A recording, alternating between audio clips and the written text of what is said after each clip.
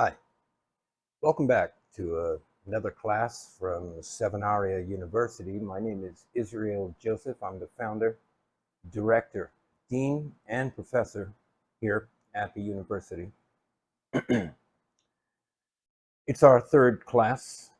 We've released a series of videos, 6 videos so far, covering a myriad of subjects. They can be found at YouTube. That's Sevenaria at youtube.com. We've got it here listed on the business card. It's Sevenaria at youtube.com. And we believe that these videos will serve a purpose. Okay, so tonight, what are we talking about tonight? So Sevenaria tonight is tackling a subject that's large, huge subject, but you know, I've got to put my input into this subject. So it is concerning managing emotions, okay? And we are constantly faced by situations where we have to manage our emotions, and it requires the best of us. Sometimes we're unable to produce the best, and we fail.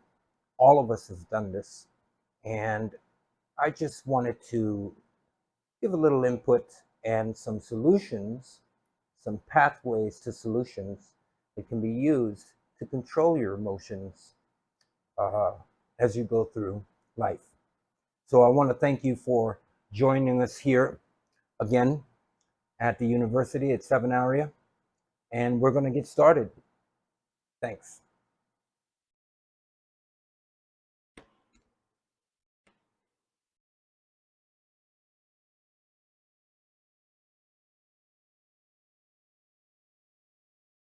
Okay, so the first concept we really want to talk about is going to be the idea that the body is light. What could we possibly mean by the body is light? What could I possibly mean by saying that? Well, there are many different answers to that question. Let's take it first from a scientific standpoint, if we can.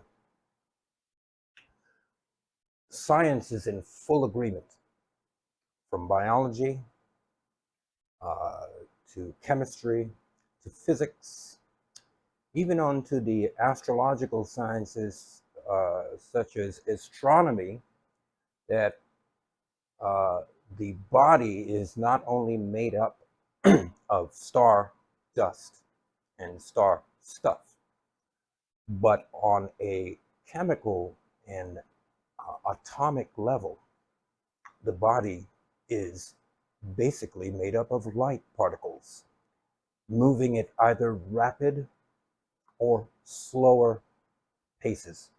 So we're talking about light, but not the light you commonly understand as light, luminescent. We're talking about an energy, okay, that is wrapped into your cells, constantly controlling how you appear and how other organisms on the planet appear as well. So there is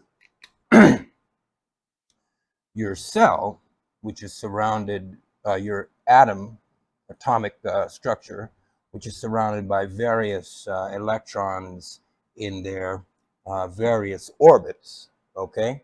And these orbits, okay, determine how things appear to be, okay? Now, inside the proton, inside the nucleus, are protons and neutrons, as we understand, right? These are also made of light. They're also made of light. Below this is the Higgs boson particle, which is pure light energy. Okay, So in the essence of all things, we, by a scientific definition, are light. Now, the ancients knew this because they observed how the planets affected us. They observed how the sun affected us, first of all, and the sun is a star. So understanding that the sun itself is a star and that it has relations then to other and the operations of other stars, it is affecting us as a star. Well, so are these, right? But as this is affecting us, um, the other parts of creation, the other planets and moons are also affecting us. And therefore, we are uh, moved not only by the light, but we're given life by this luminescence, okay, coming from above. Remember, nothing shines um, but the sun, but that the sun allows it to shine. So that the sun is shining, giving not only life to this system, but a moving conscious life, which is a consciousness. And this is a light that we're speaking of right now, the conscious light that emanates from being alive, okay? So the ancients knew that this system had something to do with the entirety of understanding how the body works as far as it being a product of light, a product of light. Now, in the human body, there are chakras, and in the middle chakra here, there is the sun. Just as there is in the sky, in the middle chakra, in the center of this being, is a sun, okay? And so that is because there is a collection of ganglia behind the heart and the stomach, known as the solar plexus. And above that, the other plexuses as well contain high amounts of energy processing equipment, really. And some of them are so powerful that they become a second brain. They act as a second brain, quite connected to Jupiter, because Jupiter is controlling the air. This is an air time for the sun, 2100 years in the cycle of Aquarius. And so in the air sign, Jupiter is controlling the air sign, which is controlling the sun within us. So it's still a Jupiterian world, but in an Aquarian refraction, if you will. Okay. In the Bible, Jesus often refers to light. And if you are any sort of reader, peruser, overlooker of the Bible, you'll quickly see that light is referenced quite a bit, not only in the Old Testament, such as Genesis 1:16, Genesis 1:18, where the Creator leaves light to be in charge of the generated beings, such as Adam. It's left to rule, which is the Mumshallah, or the Mashal, which are two Hebrew words meaning rule, but really, you have to be conscious to be a ruler, don't you? You have to be under rules, be able to give rules, to be governed by rules, to observe rules. All of these things takes consciousness. So the sun and the moon were left to govern the day and the night, respectively, the day and the night. So with their light, shedding their light on us, it's now understood that this has a direct effect on what is known as the chakras, okay? And Jesus manifested many times throughout the Bible that light was what he was and what he represented. Okay. And, if you study the more esoteric understandings of the four Gospels, what we're really looking at is a representation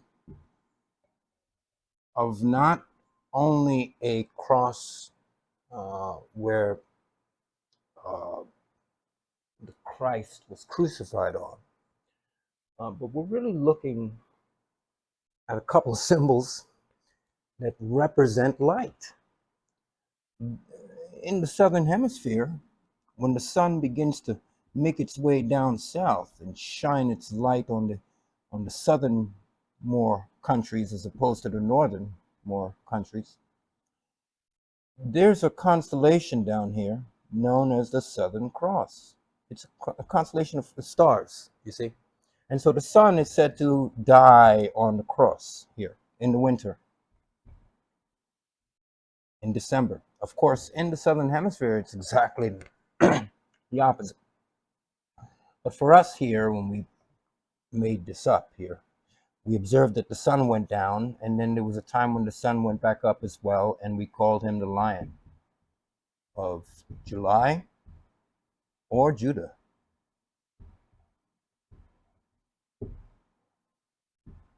You see, he's got two names here. This is all light. This is all energy. What I'm describing is energy. It is energy. You understand? It's like the yin and the yang.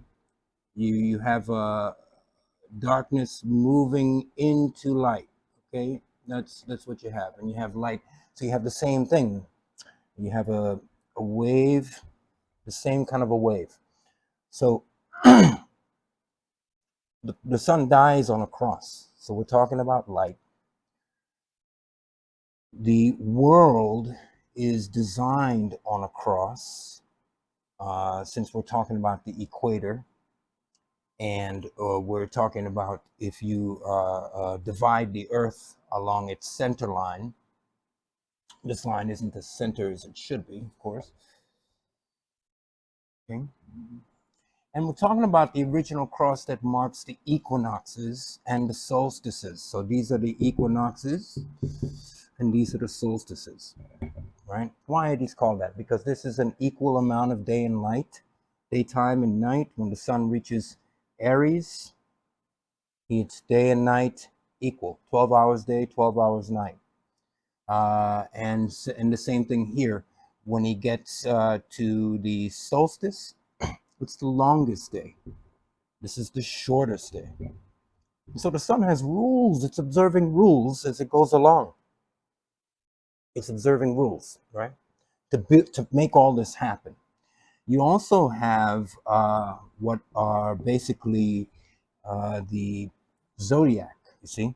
You also basically have the zodiac. So you can divide that into 12 and go long and long and long. So Jesus says that he was the light and that he was the light of the world.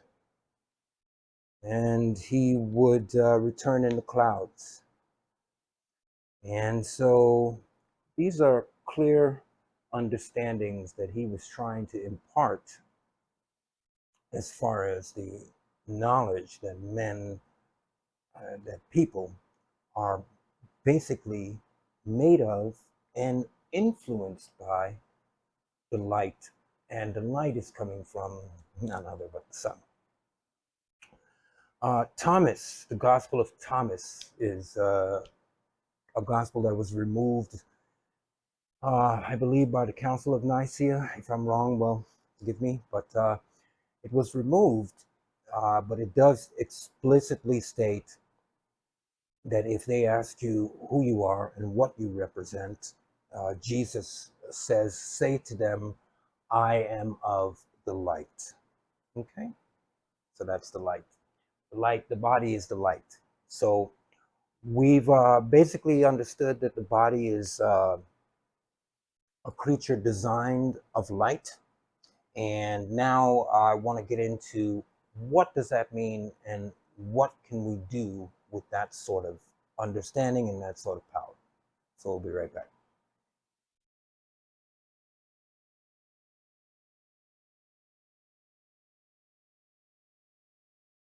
Okay, so if we're talking about emotions and controlling emotions, and the basis of that being a construct of light, then let's talk about how light behaves, and let's talk about vibration and heat and so forth. So light is a creature of time. It is it is bound to time. The speed of light is approximately 186,000 miles per second, 190,000 miles per second. In other words, there is a beat, there is a length, there is a pattern, there is a chain of motion. There is uh, a starting point and an ending point. So time has a finite place as far as its ending.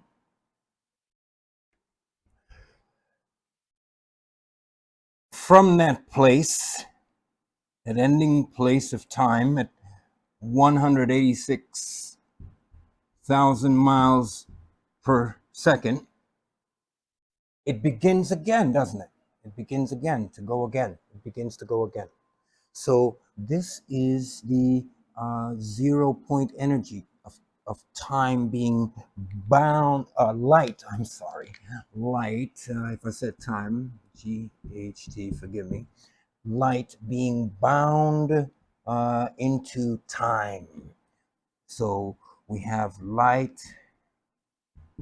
bound to time because it has an endpoint, 186,000 miles per second. But after this, it continues again. So what it's doing is then it's making a chain, you see. So this chain is discussed in a paper that I wrote for Sevenaria. It can be found on Sevenaria at YouTube, and it discusses the Ouroboreal chain of time and the universe itself, how the universe recreates itself at this point. There are other smaller points, and there are smaller points, and even down to the most minute, where you get a baseline energy that runs through everything. But we discussed all that. So what you're looking at is light at 186,000 miles per second being finite there and then having to continue. So light is a looping, light is a chain. Okay, so light has a beat. It can be quantified to having a rhythm and a time.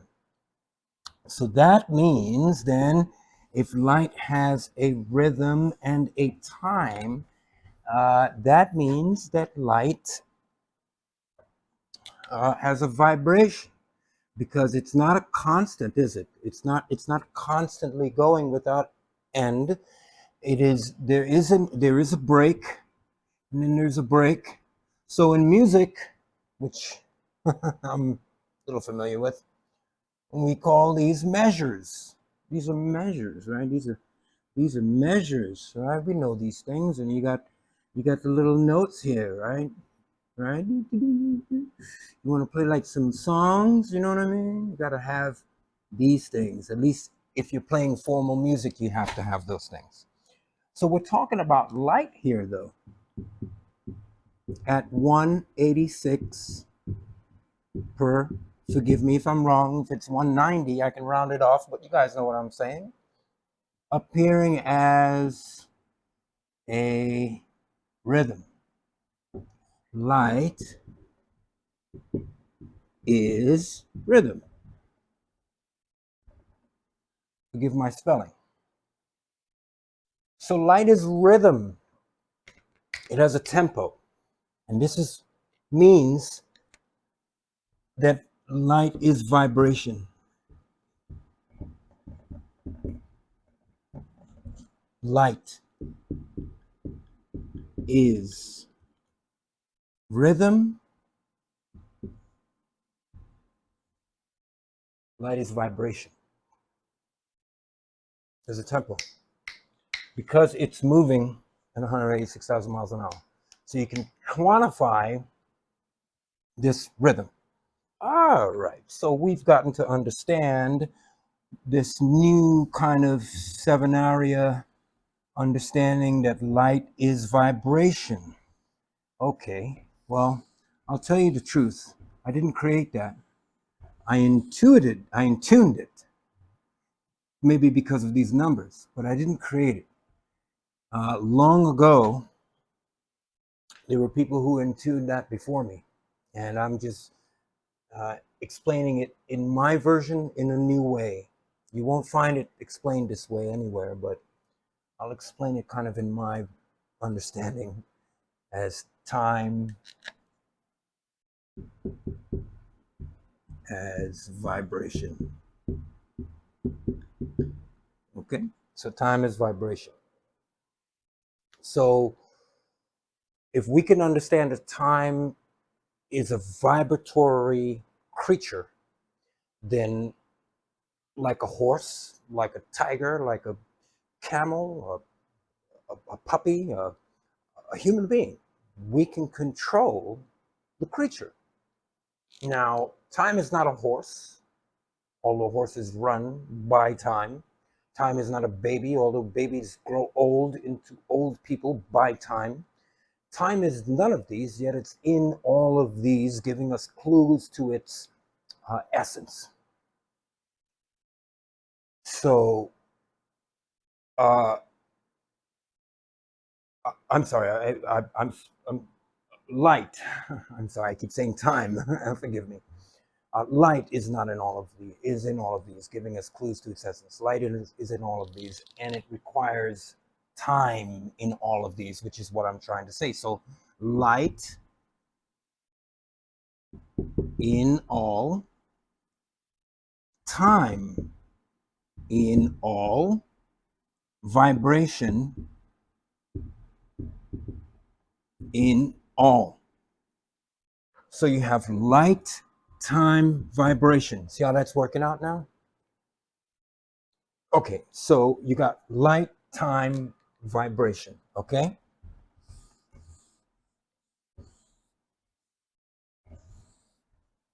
Light,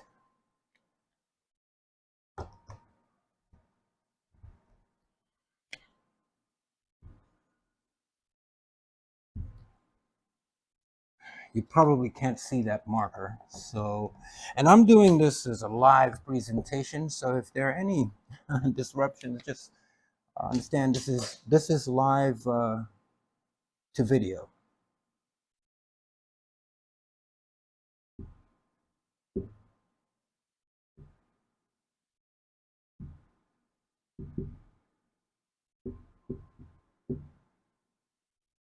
So we have light, vibration, and time. Okay, and we should know what this means by now. Body is light, and the soul, the spirit is light. The soul, the body, everything is light. Time and vibration are interchangeable. So you have basically the makings of what I guess people would call a formula, which is light uh, uh, divided by its vibration, and then again divided by its time, gives some sort of result. Now, of course, that's a very layman's uh,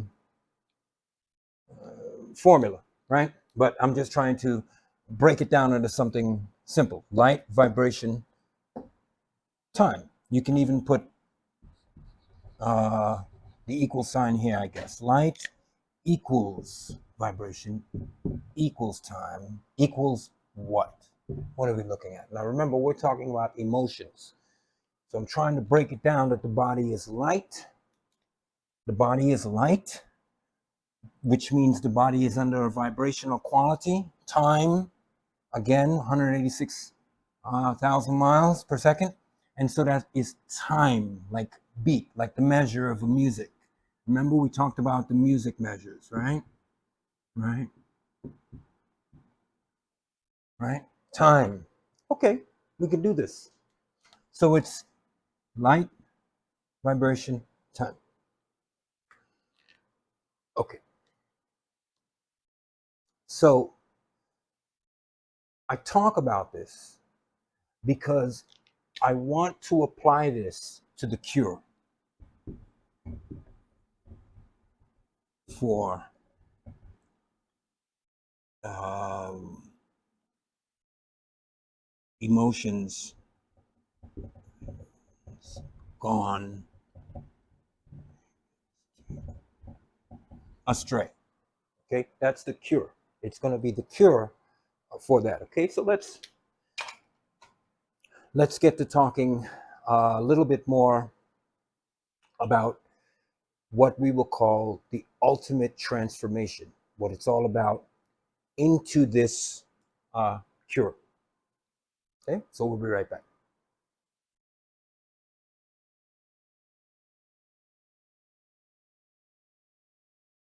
Okay, so we've already discussed how the body is light and that light moves at 186,000 miles per second, which means that light has a vibration and a time like in music, metronome. We can just make that into L equals V equals T equals what should be the cure to emotional control. So let's talk about then how this can turn into the cure, which I'm going to refer to as the Sevenaria the ultimate transformation. Okay, so this is about managing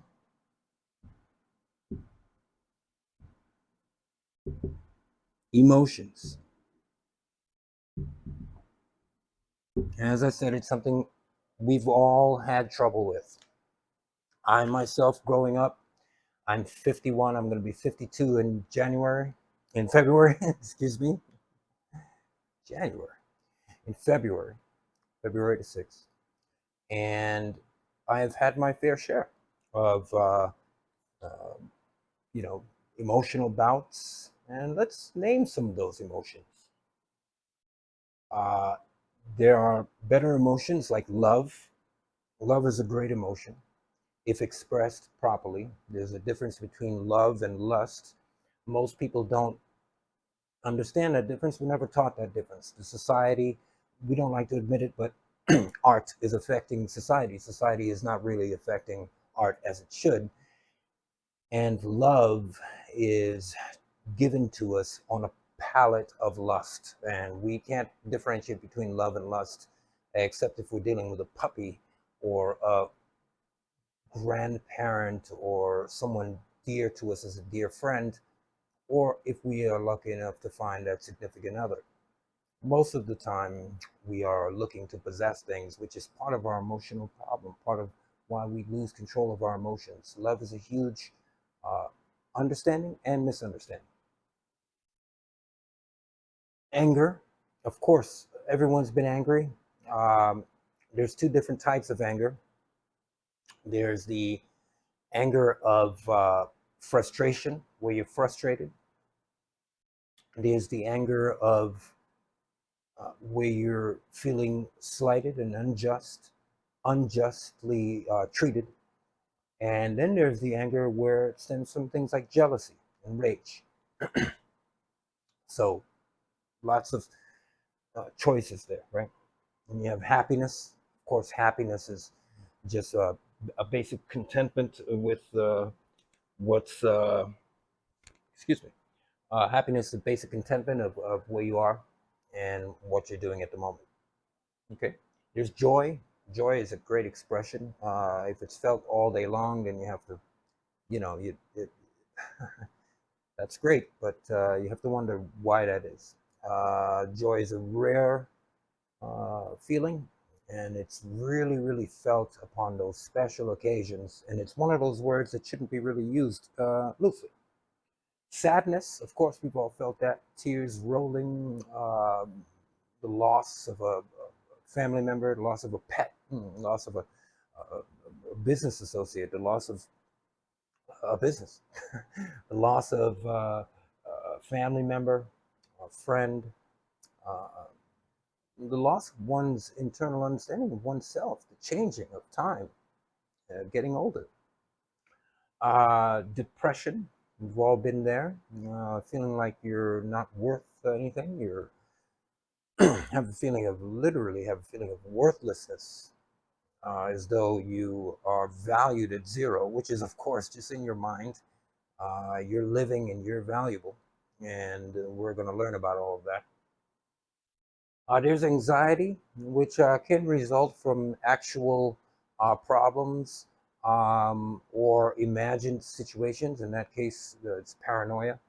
But you know, anxiety is a difficult, one of the most difficult ones to deal with outside of depression, because it has fooled successfully the tool that you're going to need to overcome this, which is the mind. So you have to work especially hard to get to the self, which we're going to talk about the difference between the persona,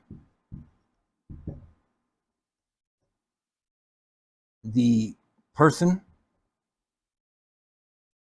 the brain, the mind, and the self. And then there's that foundation is the I. And we're going to talk about that. So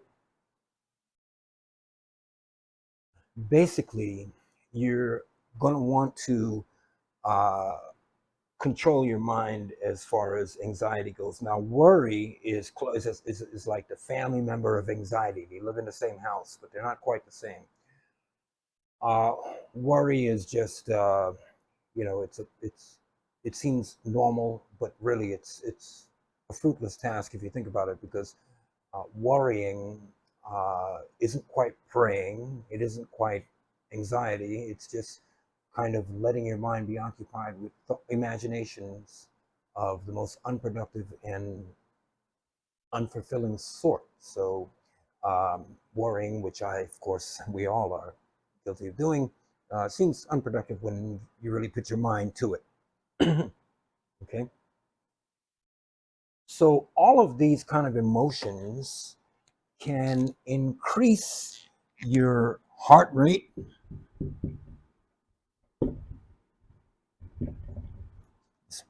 or your blood pressure.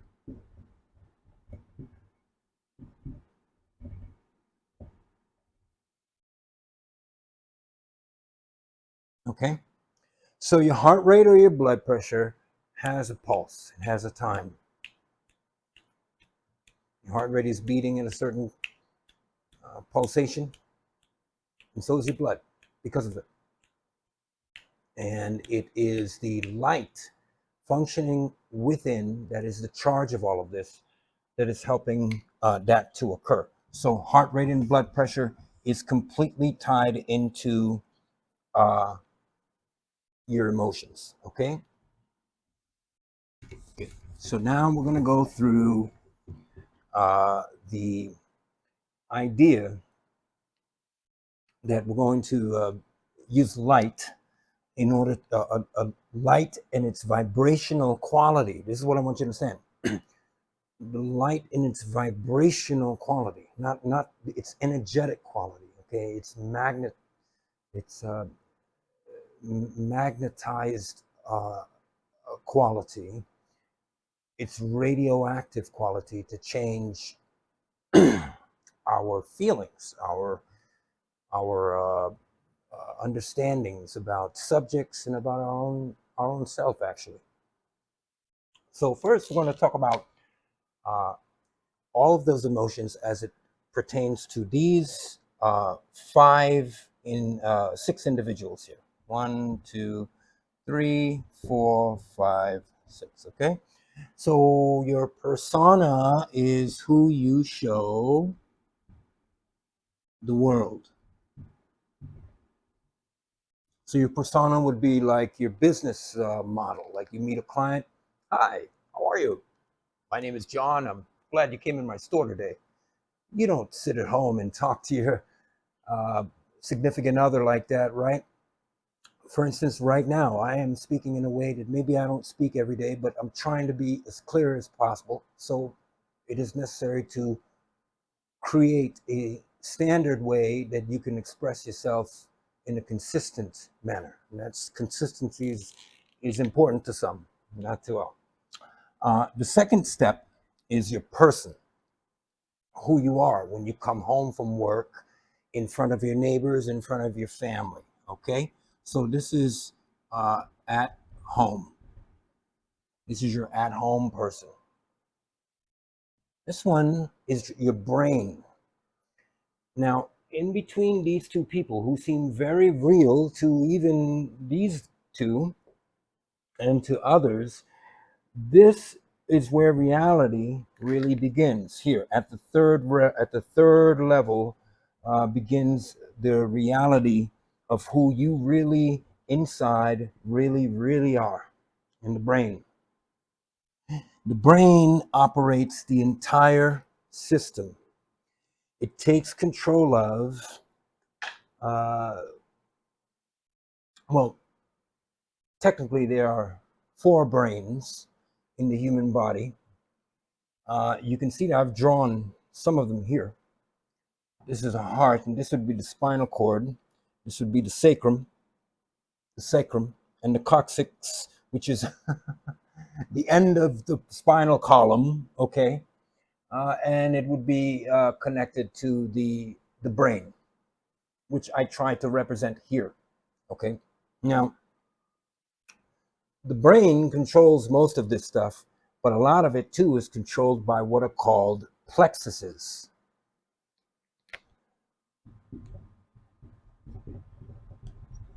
Plexuses, and they control a vast quantity of the regulation of energy and electricity and therefore light and rhythm in the body through the midsection and the brain. So the brain has partners that we're not really told about. But the brain itself on its own, because it processes so much here, it can begin to process things that are sometimes illogical. Uh, Criminals are often caught on this level. They cannot escape this level. This is where criminality lives here. Okay, this is where it can survive. If it does not contact these, criminality can survive here. So we understand that people without morals, without convictions, usually are living here, right? And so because whatever their brain can conceive, if they're angry with their emotions, they want to act out, they act out. This is the action. They act out. Some people are so bad that they feel like, oh, I'm gonna hurt someone, so they hurt, kill. Okay, and that's where that eat. Okay, this is all. The brain is a survival guy. He's the guy who's gonna help these guys survive everything. He's gonna make them, this person and this persona, seem real.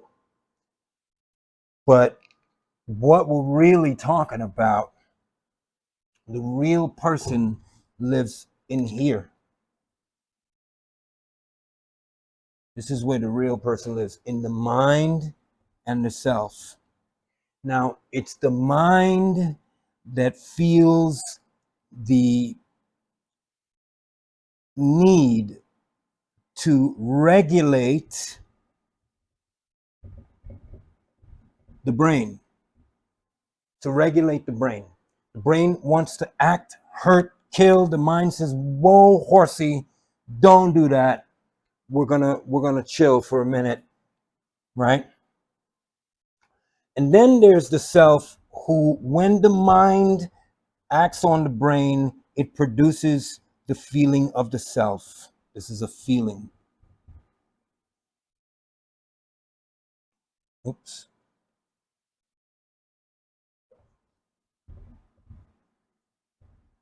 This is a feeling. It produces the feeling of the self in reality. You are yourself. I'm being myself. Ah, glad I didn't punch that guy out. I tell you, I felt really bad, because it's not really me. It's not about me. I felt that way. I thought about it, but it was not really me. Or I'm glad I helped that old lady across the street. That's great. I'm feeling really myself. I feel great. I feel like myself. Okay, so it can go both ways. But then there is the final apex of the pyramid, the I. The I, the I, the I, the I. And the I is the conscious. Conscious. The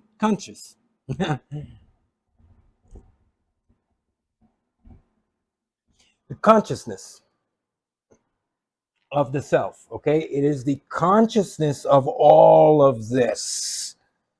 So the I has got it all locked down. I'm sorry, the I is the consciousness of this. The I doesn't want to deal with this because they're kind of like the outside world. This is like the outside world. But as far as the mind and the self, it's the internal realm, and the I is behind the door. And every time the mind and the self, now hear me, every time the mind and the self, because of the emotions, right? We're talking about emotions.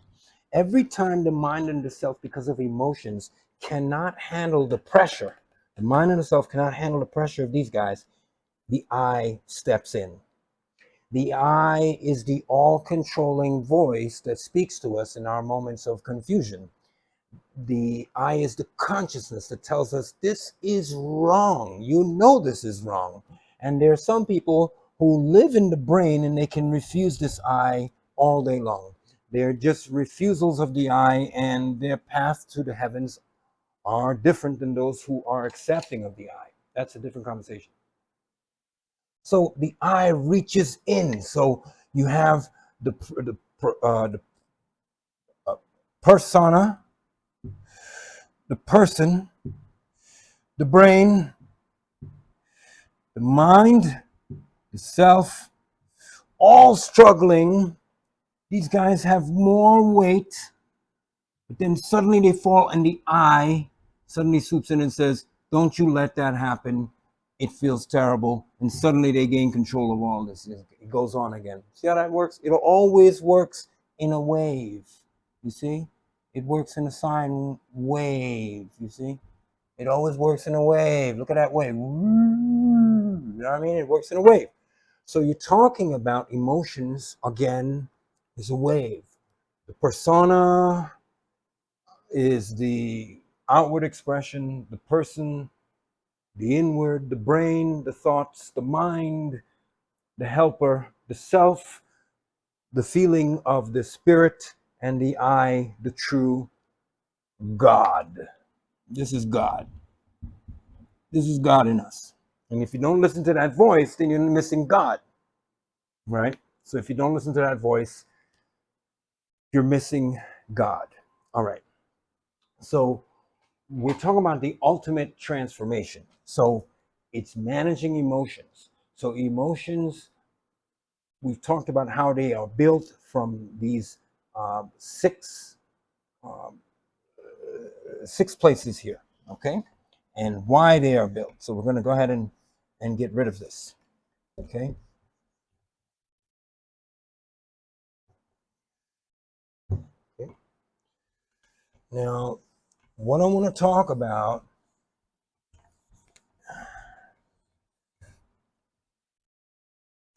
Okay, so we had the we had the person, the persona, the person, the mind, the brain, the um self, and the I. Okay, so we have to remember those things because we're talking about a lot. The same, we're talking about managing emotions. So the ultimate transformation away from all of this lies in vibration. Again, it's vibration. Okay, so light is divided into colors. You remember when you were in school and you had what was called a refractor and you held it up to the window and there was a color scheme happening because of the light passing through the glass? Well, that's light. That's what's happening. The first light is white, of course. Everything is bright.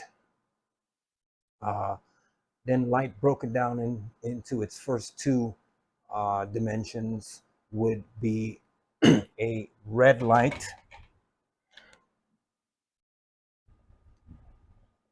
and a blue light. Okay, so first you have white, and of course I can't do it in white, but I can do it in orange. Okay, so you have white, red, and blue, or red, white, and blue. There's a reason that these a lot of the or some of the flags contain this information because it was found a few hundred years ago. This is how light behaves under a refractor. It was like looking at the anatomy of light. So it was found to have, and this white light is the um, spirit of the lack of light, if you will. How so? The lack of light would exist because of the lack of these colors. There would be a lack of light, which we would call darkness. But because of the addition to darkness, these varying colors, okay, we have what we would call light. Now,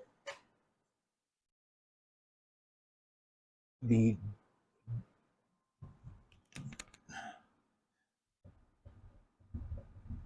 so darkness would obviously be down there, okay, and I think I should have included this in a different fashion. I'll put the red here because naturally red does go below blue, okay. So you have these divisions of light, and this is all, as we said, moving at 186,000 miles per second. It is vibrating. It's light vibrating with time. Okay, so this is vibration: white light, blue light, red light. Here you have the reason for many of the ancient gods being colored in red and blue. Many of our flags in red and blue. It's the first two that come out of the original white light, red and blue. So it's the first children of the white light. Okay, so not all cultures share this, but this is a basic understanding in some cultures that these are the first products of light, and a lot of the gods are painted as red and blue gods. So the vibrational qualities of light means that if you can shift your because down here is obviously a low settled set, as in set, sunset, or set the god, a low settled vibration. And up here is obviously a high, or ist, a higher vibration. So how do you get your light to go from here to here? This is what we're going to talk about. Vibrational qualities to get your light to go from dark to white. Because when you're down in the dark light, you're dealing with heavy emotions. I don't want to,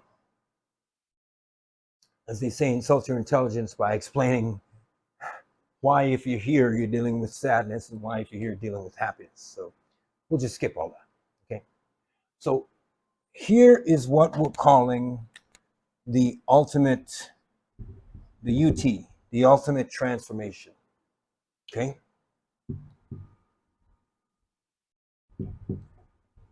Ultimate transformation. So, because we're going to do this without pills. No. Okay. Or drinking.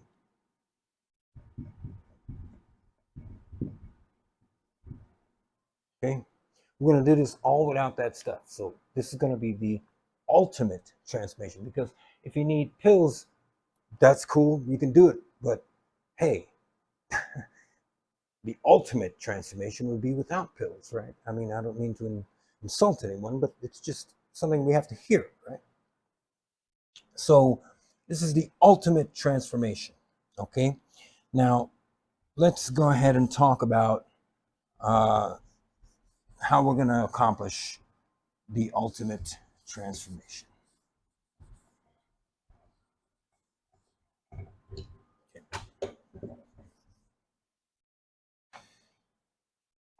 One of the first and oldest forms of mastering emotion is meditation. But an even older form is breathing. The act of breathing um, connects you with the life force, the light force that is in the oxygen itself. And the Higgs boson particles that are contained in the air we breathe, once known at their essence, at their life-giving essence as prana, created what creates what is called chi. Chi is your life force. So gathering prana by breathing deeply,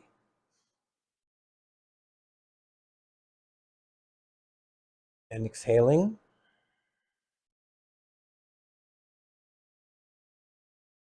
gathering prana to create chi is an ancient exercise practiced by many of those people on the planet in the past who were seeking the ultimate transformation. Okay, we know of a few of them, and I'm going to proceed with the other idea rather than speaking of masters of breathing techniques. We've written a paper, I've written a paper on breathing techniques, and you can find that at Sevenaria on Facebook. So uh, the other technique would be meditation. Now, I think it would be fruitful to master breathing before you venture into meditation, but it can be done. Meditation is the other technique where you practice sitting still. The object of meditation is to sit still, to control the mind, to control the thing that we are speaking of. These guys here, okay? The persona, the person, and the mind, who are always screaming at the brain. I'm sorry, I've written these backwards, and I persona and the brain, excuse me. Oh, the persona, brain, and the mind, who are always screaming at the mind and the self. Okay, so you have the brain and the mind, who are all the persona, the person, and the brain, who are always screaming at the mind, the self, and the I is trying to manage it all. Okay, so in order to control that, to sit still and meditate, or to lay still and meditate, or to just lay in a corner and meditate, it takes less effort if you're laying in a corner, more effort if you're cross-legged, sitting upright, and trying to keep your spinal column straight, okay? For obvious reasons, since the chi travels up and down this track. So does meditation. But there is another way of gaining peace of mind from emotions, which is the actualization of being.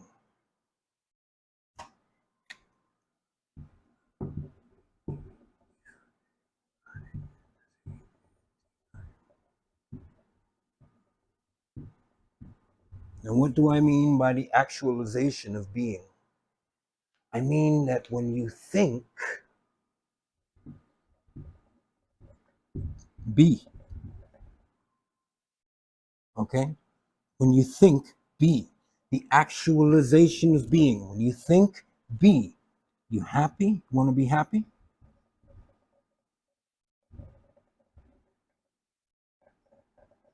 Then be. Find a happy sensibility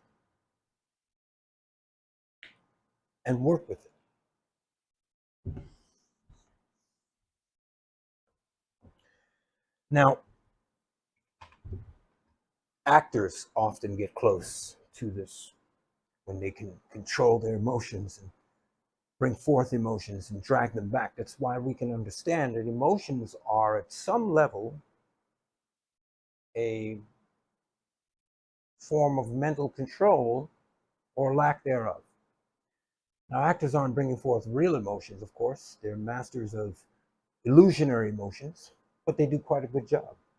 Some of them, it's indistinguishable almost. But what about real emotions and the actualization of being? When you're actually fine, but you're asked to play someone who is going down, how about the person who is down having to do the inverse and play the up? Well, this is the actualization of being here, right? Actualization of being. You, through your mind, you just say to yourself, I am. I am.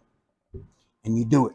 Now, this is a high technique. Some people might say, that's impossible because my brain is telling me that I'm depressed. But I'm telling you that it's only your brain. Your mind is fooled, and yourself can help you, but you got to get your I involved. You hear me? It's only your brain. This stuff here,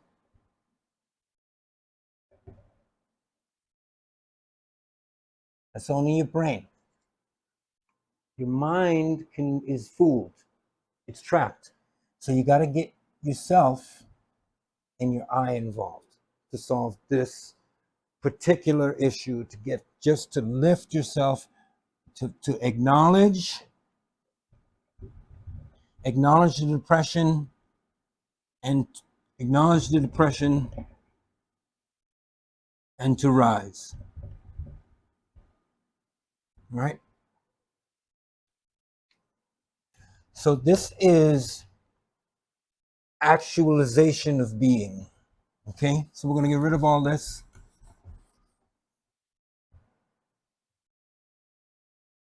And we're going to include that as one of the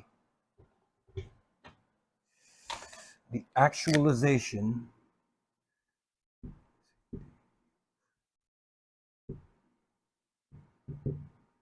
of being. Okay? So that actualization of being is putting you in a place immediately where you need to be. But let's say you can't accomplish this sort of thing. Let's say you are so depressed that you don't even know what's going to happen next. Well, we're going to get rid of this guy by training you on the seven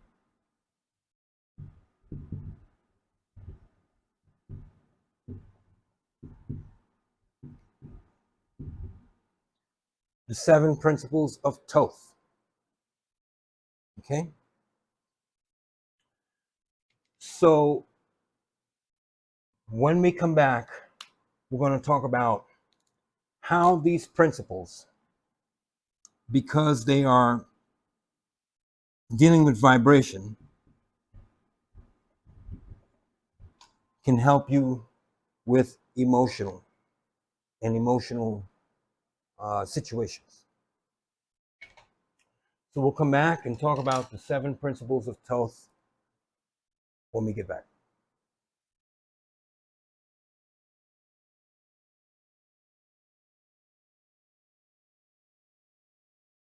Okay, I want to talk about the seven principles of Toth. Now, Toth is known as Hermes Trismegistus to most people because most of our history begins at Greece, where we learn the Grecians met a mystic and he became their teacher. And it was known that he appeared three times before in history, and that his name was Hermes to the Greeks, and they called him Hermes Trismegistus. Trismegistus is a Grecian form that means the thrice great, and thrice, of course, means three or so times, the three times great, and they were quite sure that he was the ibis-headed, stylus having notebook keeping god known as Toth. So tonight here at Sevenaria, I'm going to call these the seven principles of Toth because I want to take it back to Chemeth. So let's talk about the seven principles of Hermes Trismegistus, who is actually Toth, and how they can help us figure out emotions. Okay. Now, we're talking about, as we referred to before, that the body is light. Okay, that's known. The body's light. Light is traveling at 186,000 miles per second, which we've established here at Sevenaria means light has vibration and time because it is acting in a chain-like, where it has a length of time, stops, and because of that 186,000 miles per second, and then having to begin again at zero, it has a beat. So time has a pulse. It may be going, well, we're going to figure all that out. So light equals vibration equals time, and we have found that the cure is the ultimate transformation because it lies in the configuration of light within the human body. And here is the processing center of the human body. So it processes a persona, which is projected to people, the actual person, the brain, the mind, the self, and the I. And through this, we can get the ultimate transformation through the actualization of being, or what we're about to talk about now, the seven principles of vibration.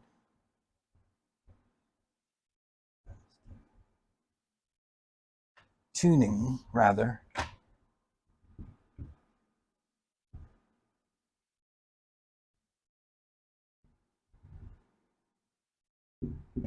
I'm going to talk about tuning our vibrations, okay?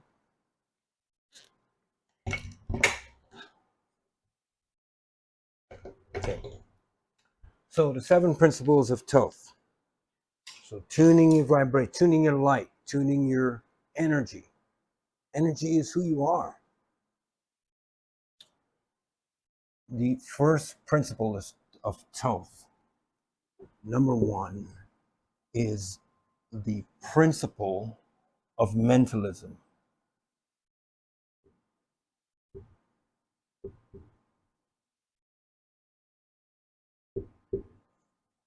Okay. That means, and it is said that all is mental. Okay.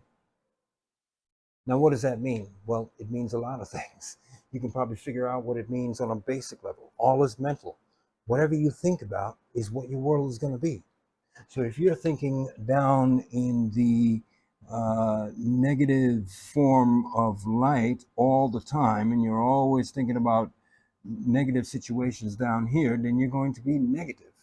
If you assume that a more positive situation is coming, and then you're always up here, you're going to be more positive. So up here is obviously where you control all of that. So if up here is where you control all of that, as we talked about back here with the process of the P.P.B.S.M.I, right? P.P.B.M.I should be able to be applied here, right? This is the P.P.B.M.I right here, okay? And it control, all is mental because of the P.P.B.M.I. So this then means that this P.P.B.M.I has the ability to control light itself. All is mental, so light must be able to be controlled. And why? Because again, we understand the L equals V equals T.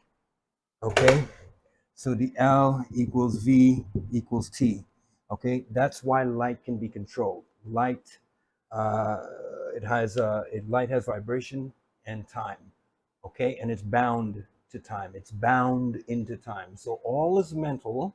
So the P.P.B.M.I can control the light source in your body by being mental. Okay, and not in a bad way. You don't get mental.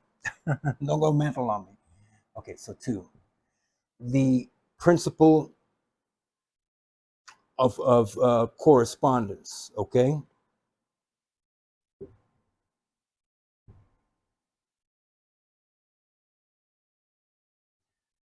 Now, this is a really difficult thing to explain, but there is harmony between the lower vibration and the higher vibrations. Okay, there's a harmonic resonance, and because of this harmonic resonance, this harmony, because of this harmony, the vibration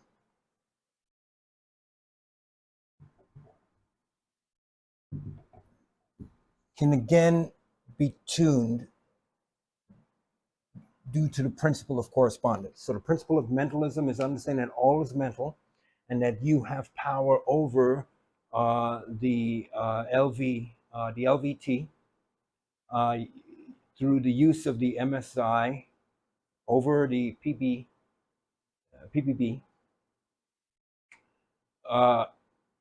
and that you're doing this because it is vibrating, and there must be a principle of harmony within yourself. Okay, so these are the first 2 principles. The third principle is what we've been talking about most of the evening. So I really shouldn't have to go over that too much.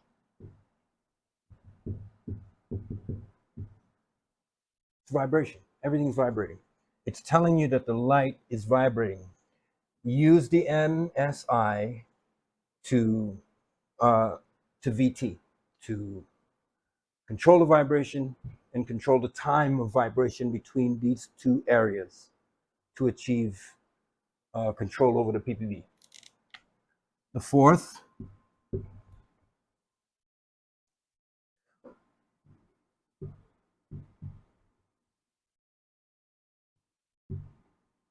is the principle of polarity.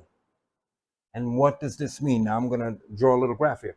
It's a pole, and a pole doesn't go like this, right? A pole is up and down, right? It's like a flag pole or something like that. A pole is up and down. So the principle of polarity means that you must find at the bottom where there is really heavy stuff going on, where you don't want to be, whereas the darkest, the darkest, like the suicidal thoughts down here, right? And then the overjoyed, ecstatic being up here. And then in the middle, there's kind of a middle, right? There's kind of a midpoint where you can be just cool, just chilling. And you got to find who you are here by using the principle of polarity. And the principle of polarity, this is, now we're talking about emotions. The principle of polarity is talking about your emotions. This is who you are. This is your base, and this is your head. And you've got to find between your base and your head who you are. And it's basically the heart. But if the heart isn't connected to the head and the base, then it doesn't work because you can't regulate it. So you got to find out who you are in this pole. So it's a principle of polarity. So you can lift yourself from here all the way up and begin transiting through, all the way on through to the top level. And that would be your head. And so the principle of polarity is an important one, because we're talking about mentalism. All is mental. You can do it in your mind. Bring it to, like we said, the ultimate transformation is the actualization of being. The ultimate transformation is the actualization of being. And the principle of correspondence lets you know that through harmonizing the vibration, it all works as a chain, as a link, as it should, right? You have to first understand all is mental. If you don't understand that, then none of these doors will open for you. None of these doors will open for you. All is mental. That's the first thing you must understand. And these doors start opening because it's a chain reaction. So you have polarity. So that is the principle of polarity. Next, we have rhythm.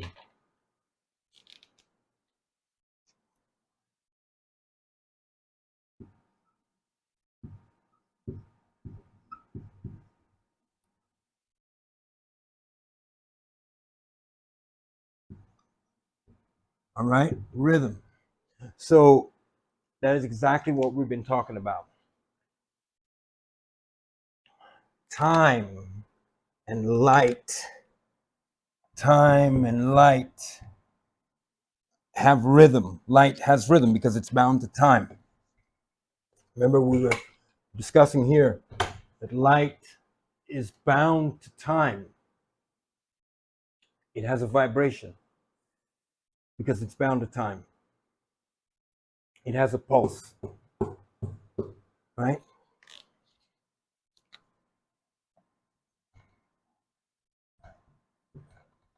It has a pulse. So it's bound to time. It's bound to rhythm. So then, the principle of rhythm helps you again as the next link in the chain, right? When you discover this polarity, you want to discover rhythm. Why? Because a pole is up and down, and you're going up, down, up, down, up, down, up. Can you get it? And if you can go up, right, then down, and you're up, up, up, up, up, then down, and up, up, up, you have a different rhythm going. If you're going down, down, down, down, down, up, up, down, down, down, down. If your downs are on the eights and your 8 measures and your up is on the 4, then you're in trouble. Or your up is on the 2, you're in trouble. If your up is on the 8 and your down is on the 2, then you're in a better shape. So we're talking about literally controlling the vibration. So you have these poles, and you can go from the bottom to the top. So you can go up, right?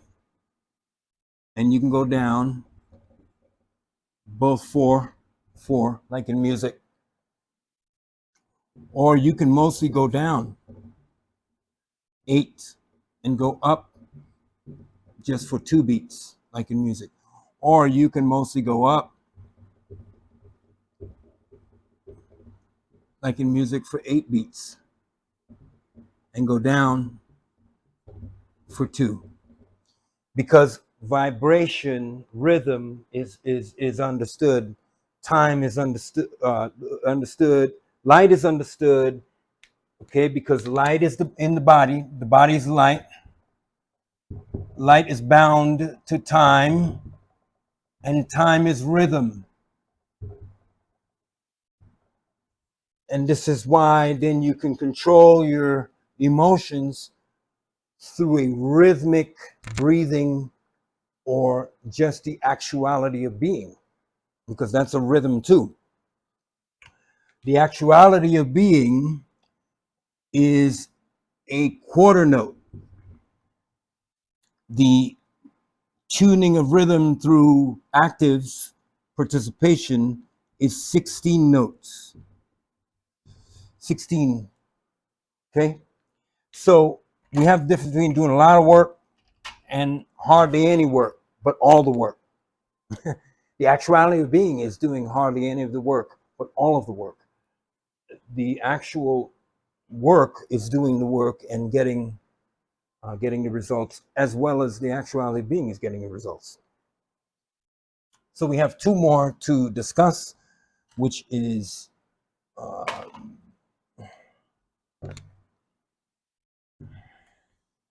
the principle of cause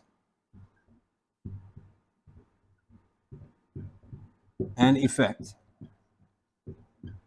Now, the principle of cause and effect means that once you have mastered all of this, understand that the thing you do with this power, okay, has effects. It's going to affect people. It's going to affect you, first of all, and it's going to affect those you are encountering. If you've ever seen the movie Star Wars, you understand what this all means. So take a look at that for a minute.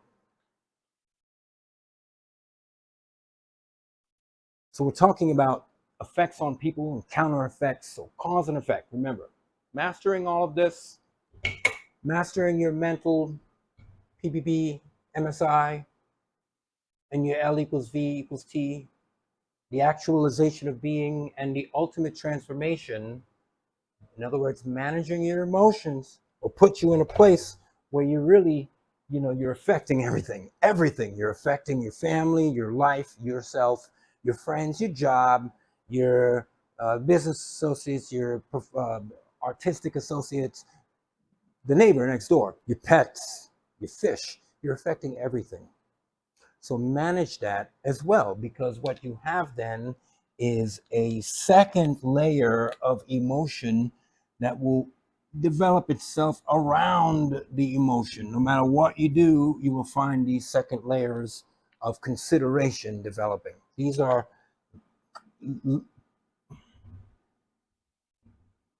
that marker can't be seen. I'm sorry, I keep writing in that marker. But these are the layers. Anyway, I can't write any smaller. the layers of consideration around what you're doing. The last great principle of Toth is the principle of gender.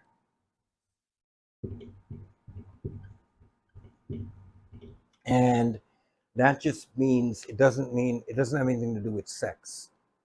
In the old understanding of this particular sense, gender meant sides.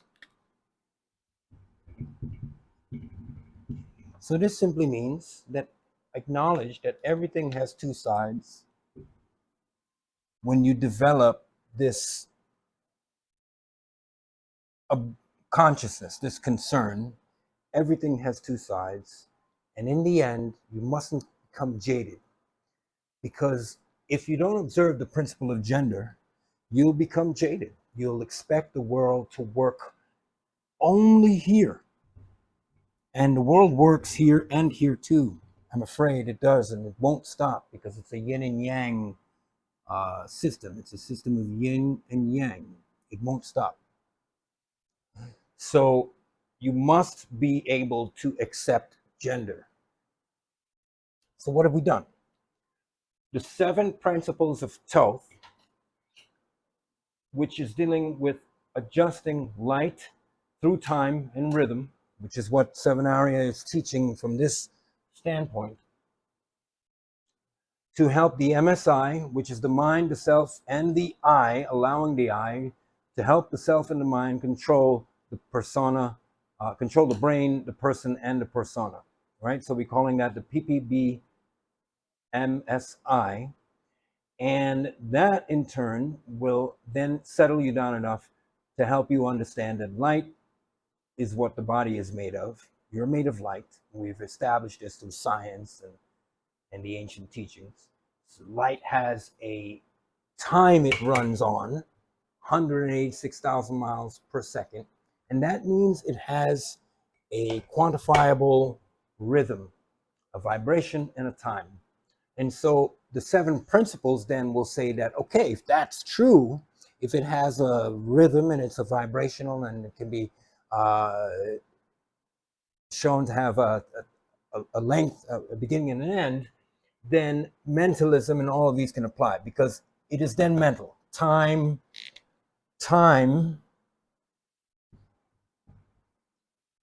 is mental.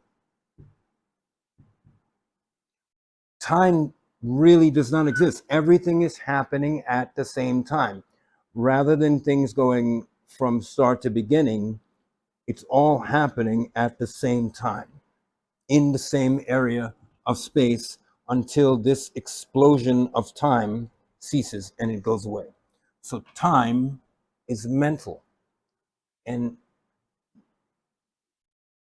emotions, light, time, all have rhythm.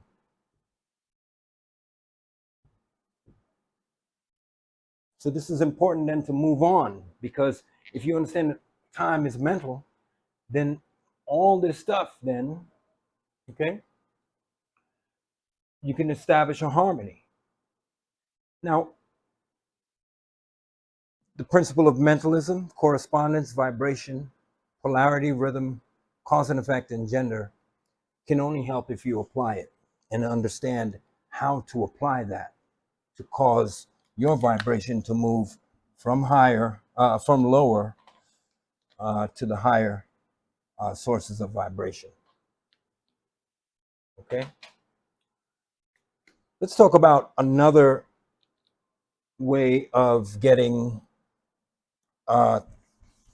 through to your higher senses and bypassing these low senses. Okay. So we've talked about the 7 principles of Toth now. Okay. So now we want to go ahead and talk about mindfulness,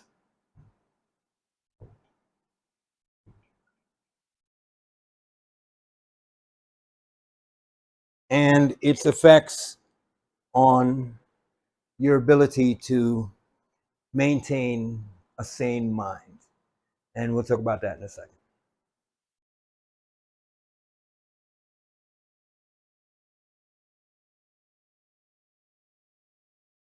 Okay, this is going to be a short discussion about mindfulness and its effect on emotions and its effect on your mental health. Mindfulness is simply the art of being mindful. Mindful means remembering. Mindful means doing things with a purpose and going through life, not seeing life as a series of stops, but as a continuing effect, a circular effect, or maybe an outwardly circular effect, if you will, of continuous happenings that create who you are. And the only way you're going to stop it from having these breaks, which do cause depression, because in between what may be up or down, you have a sense of loss, is by being in this fashion, by being either a linear person, which is stoicism, stoicism, so to speak, or you can be a rounded person, which is more liberal, or you can be this kind of sine wavy kind of person, right? Which is probably the best way to be. And so, because we're talking about a stop go system, you're always depressed, and here we're talking about a fluid system, so you're always steady. And this is stop go system is due because we lose moments.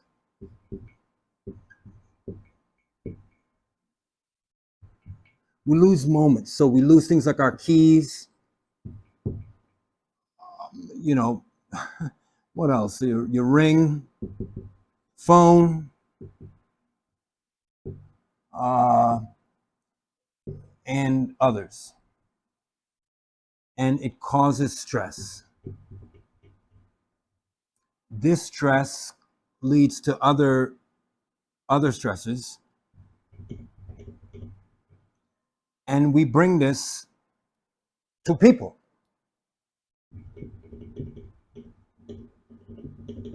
First, ourselves. See?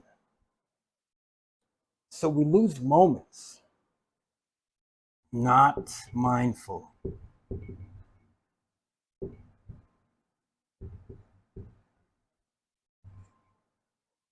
We lose moments.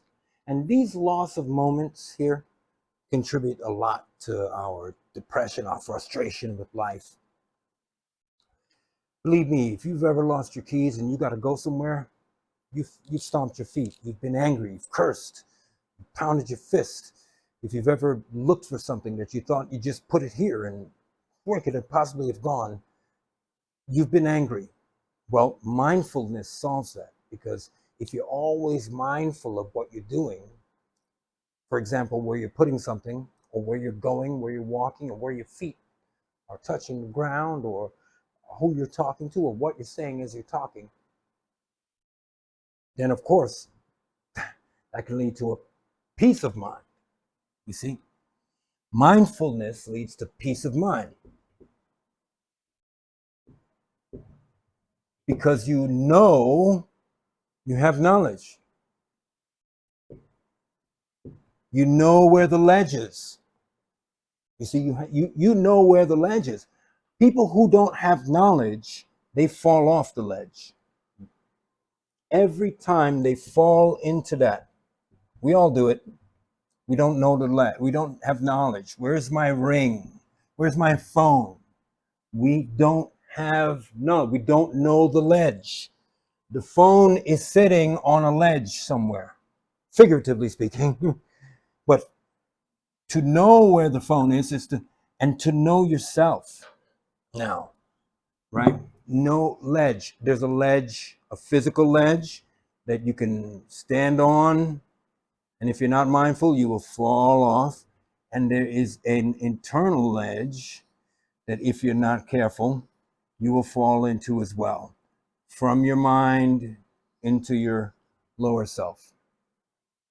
So what stops this is knowing the ledge. The ledge is here. Know the ledge. And in order to climb up, you have to know the ledge. So needing knowledge, mindfulness equals knowledge. It gives you an understanding of what you're doing, when you're doing it, for what purpose you're doing it, how you're doing it, the what, when, how, and why. And with that comes a peace of mind emotionally, which is what we're really talking about, balancing emotions. So with that comes a peace of mind emotionally. So mindfulness is another one. So we've talked about the, oh, that was loud. So we've talked about the 7 principles of Toth.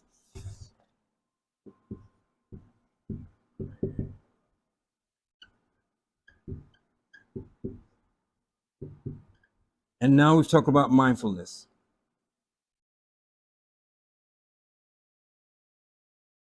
Okay. So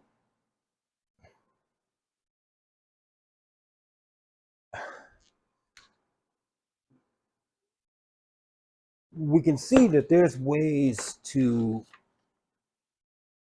manifest the emotions, okay, and to control them as they are manifested.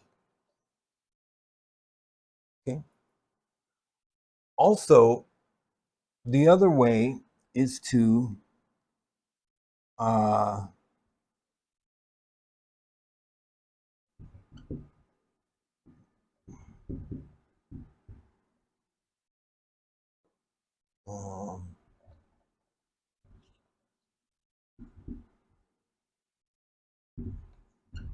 is to syncretize with knowledge.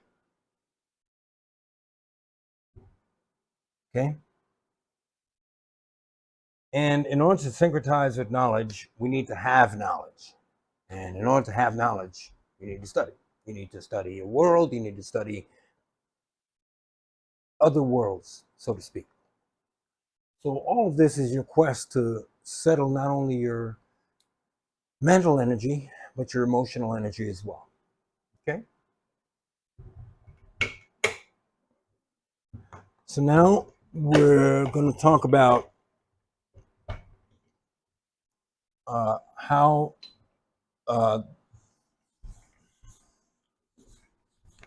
the principle of the sun, and I'm not going to go too deeply into this because we've covered this in other videos, but the sun obviously has an effect on all things. The sun's light is what creates all the light you see. The light in your body that we've been talking about all evening is manufactured by this being, the sun. It shines down and it creates light onto our earth, onto our moon, and onto ourselves. So basically, the other suns in the sidereal band, in that 18 degree arc, which make up the constellations, are also having an effect on us. There is no question that they are having a more minute effect, but that they are having an effect. And that the planets as well, since we know that the moon has an effect on the tides, are having an effect on us as well. So managing your emotions will require getting to know your natal chart.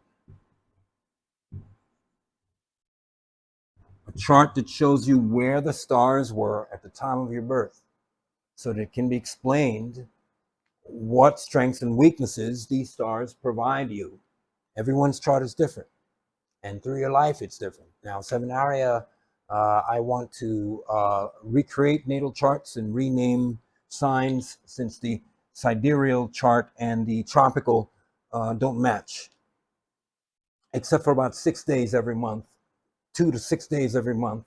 Throughout the year, they do match, and those are the pure signs. The 2 to 6 days are the pure signs throughout the year, but there are then the 28 to 22 days that do not match, and we need to combine, say, we would combine Capricorn and Aquarius as a Capri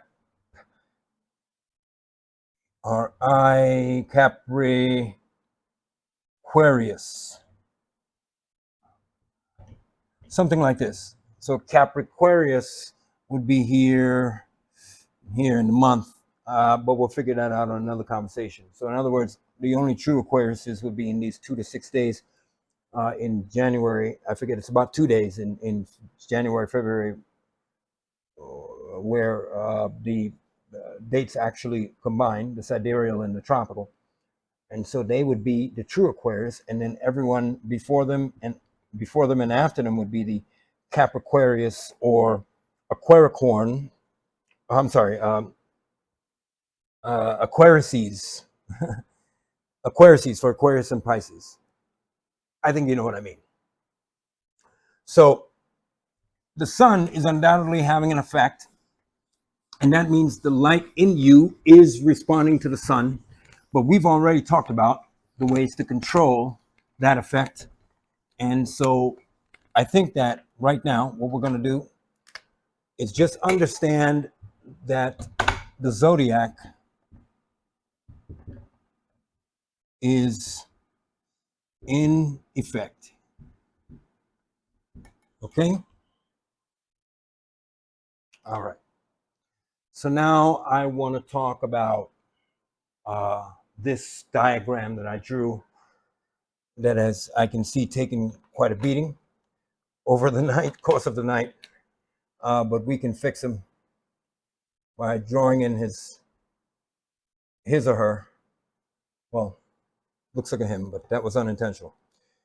And this is something I drew to explain what we're going to talk about tonight, which is called a special fluid, which is created in the brain.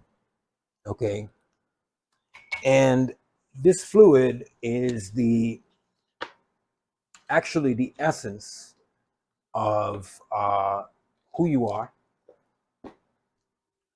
the essence of what would be considered the Christ force, the elevating to the highest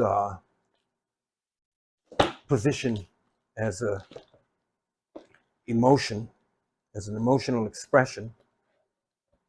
And it is a fluid that is known as Chrism. It's called Chrism. And this fluid was known to the ancients. It's a oily substance that's produced right here in the brain,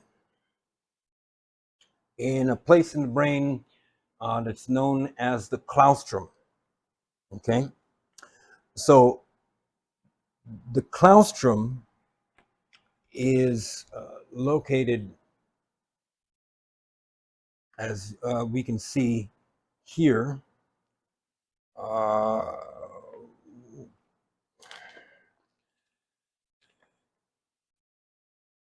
the claustrum would be located in the middle of the brain.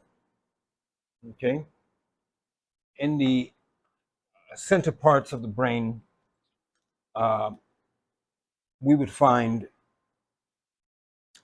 the organ. Really, it's an organ known as the claustrum. Now, the claustrum produces this substance. It's an oil, if you will, a very thin oil. It's said to have the aroma of the ocean, and it appears that this oil is produced quite like flowers produce at certain times of the uh, year or month or evening. It's produced during the uh, moment that the uh, sun and the moon are changing signs in the heaven uh, through the zodiac. For instance, as it proceeds from Aquarius to Pisces. And within the height of this procession, this oil, known as the chrism, is produced in the claustrum. And the oil travels from the claustrum through the brain and contacts two separate oils, which are produced by the pituitary and the pineal glands. And the pituitary gland produces this oil below the claustrum, and the pineal gland is naturally in front of the claustrum. And when these fluids combine, they become heavy enough to be transferred down the spinal column and down the spinal cord, along with spinal fluids. When this fluid reaches the bottom, it contacts a fused group of bones known as the sacrum. It's almost where we get the word sacred.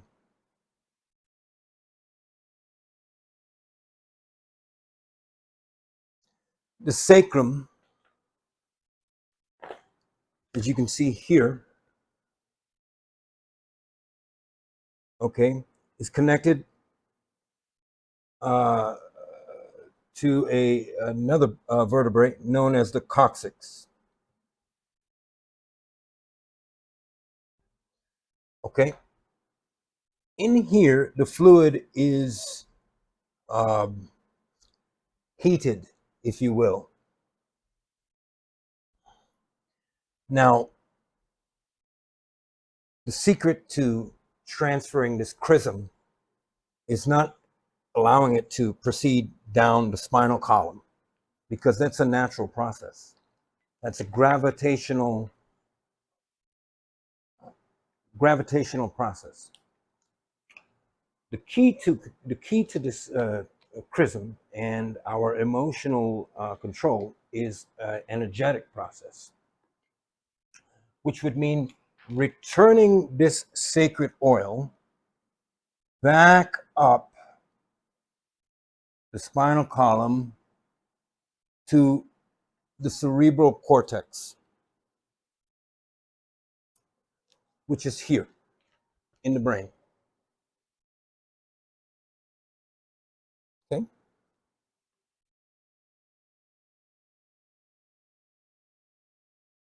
And if you look here, you will find the claustrum. Okay, that's the corpus claustrum. And by the way, this is also the Santa claustrum, and it's also the all-seeing eye, a representative of the eye, the Santa claustrum. So the fluid basically passes from the Santa claustrum, from the corpus claustrum, and it meets with the pituitary and pineal, and then travels down the spine. Okay, so getting it back up the spine is what we're talking about, and this requires a knowledge of when your birth date is, where your stars are in the charts, and if you abstain from sex, or in other words, ejaculation, at this moment, the fluid has no choice because it's not proceeding out of the body. It has no choice but to go back up. And there's an old saying about this. You know, when I was in the 80s, I was a young kid, and they used to say, oh, you know, if you don't have sex, it'll all back up and go to your brain. I used to laugh at that. We all laughed at that. But there's actually some kind of ancient truth to it. But it's not a curse. They would make it so that you would become disadvantaged if this happened to you. Hence the laughter. But in all actuality, this chrism, this specialized ingredient for the semen, is pumped back up to the brain during the time of the month, so to speak. It becomes illuminated in the cerebral cortex, impregnating the brain. It doesn't impregnate the female, it impregnates the brain itself. It impregnates the mind. So this fluid going back up the column impregnates the mind with the life force that would normally have impregnated the baby. So the mind is regenerated with this new fluid full of obvious health that would normally go to a child. So it's very interesting. And this is literally what many are, not many even know this. So some say that this is how you gain the Christ force. This is how you become the Christ, right? And I know the syncretist Santos Bonacci has spoken on this many times, and I join his chorus and the chorus of others before us who are saying that there is a fluid that you can, instead of expelling, return to its source and illuminate this fluid, okay? And that is actually the chrism. And that's the chrism. So we're talking about the chrism, okay? So what is all of this stuff going to do for your emotions? Well, it offers you control.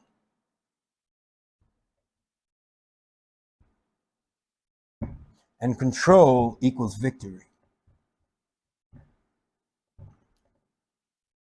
Because even if there are people who are wanting to destroy your ability to do all this, which there's never inevitably going to be, the control you will gain will override that desire on their part. Of course, you'll gain what is called a positive attitude. We'll call it a positive spiritual disposition. How about a PSD? Okay, so we're looking for a positive spiritual disposition. A PSD. And why spiritual? Because emotions are ether. They're not physical. You can't just take them and shake them and say, hey, listen, man, get yourself together. You can't do that. They're ether. They have to be controlled by another ether source, which is the mind. And so basically tonight we've covered a quest to understanding how light energy creation can bring us to a fulfilling sense of self, okay? A sense of getting away from this lower light, and light is the body, and up to a higher light. So in the end, I'll go ahead and review. This is Sevenaria University reviewing the class, the third class. The body is light. This thing you see here is made of light, all of it, including the ethereal parts. Light, because it is moving from 0 to 186,000 miles per second, has a beginning and an end. Therefore, light has a vibration, a pulse and a time, a beginning and end, a chain-like movement, a beginning, a stop, a beginning and a stop. It has rhythm, and therefore light, vibration and time equals a cure that has to do with rhythm. There are a couple ways of controlling that rhythm, which is the first primary force is just being, just saying I am. Okay, so this is the I am, the actualization of being, the actualization of being. I am happy. There's nothing more to be said. I don't acknowledge that depression is upon me.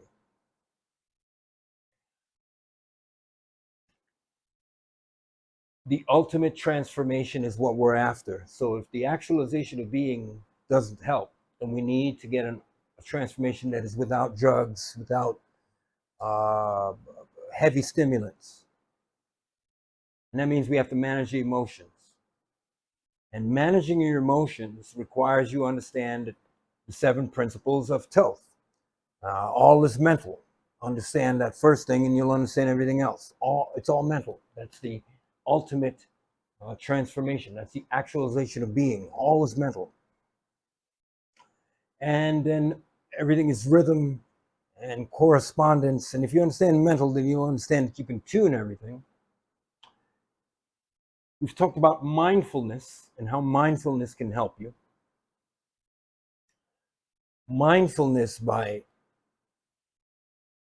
keeping a consciousness, it's consciousness really, of what you're doing and when you're doing it, why you won't do things that frustrate you, which can create other stresses and lead to other frustrations. So understand that you need to syncretize with knowledge. You've got to know the ledge in order to be happy. Mindfulness means you have to know the ledge. You have to be mindful of what the ledge is. If you don't know the ledge, you're going to fall off. If you know the ledge, you're not going to fall off. Meaning that you need knowledge, and a zodiacal knowledge, because the zodiac, the stars, the light is in effect. Okay? So you need a natal chart.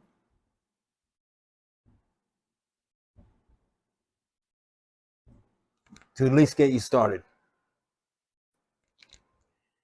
All of this results in control. Control, even if it's just first level control, it's a step up above what you had, and you can build on it. So it results in a primary or an upper level control. This can be a primary or upper level. This is always upper level. Always super high level control. This is like, you know, you've seen the movie Star Wars, again, the Force. So we've talked about managing emotions. I'm sorry, I forgot to go over this. And we talked about this principle, the Claustrum producing the oil, which mixes with the fluids from the pineal and the pituitary glands, traveling down through a gravitational force to the spinal cord, becoming heated here, and it can either be ejaculated or it can be brought back up to impregnate the brain in the claustrum. It's an impregnation. You're impregnating your mind with ideas and thoughts, and this requires no ejaculation, semen control. It's graphic, but it is what it is. And it's also for, you know, for women. no, control the urges for men and women. I don't mean to make this like a man-centric thing, really. It's women have urges, and women create their eggs and their ovaries feel urges as well, control those, and the same thing happens basically. And I know that's probably the first time that's ever been said, because this is usually a man-centric world, right? But as a man, I have to respect women and understand that that's true of them as well. So tonight, here at Sevenaria University, we've discussed the subject of controlling your emotions. And I really want to thank you for being here.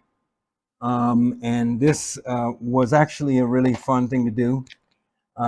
This was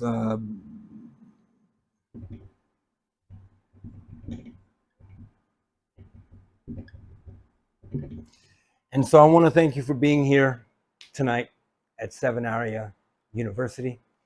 And I look forward to seeing you again when I do another video on another topic. I've got quite a bit of information laid out here, so I'm hopefully going to be able to do something real soon.